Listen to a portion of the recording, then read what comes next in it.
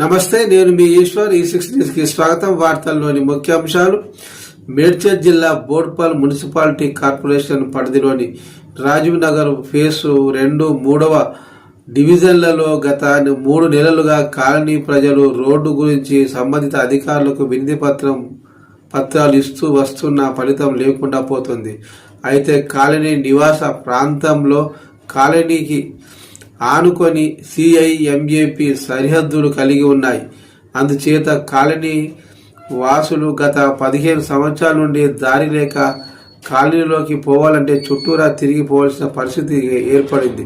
Company యొక్క మూల నుండి దారి ఇప్పించగలరని కాలనీ వాసులు మల్కాజ్గిరి పార్లమెంటు సభ్యుడు MP ఈటెల రాజేందర్కు కలిసి వివిధ కాలనీ వాసులు ప్రజాప్రతినిధులు వినతి పత్రం ఇవ్వడం జరిగింది.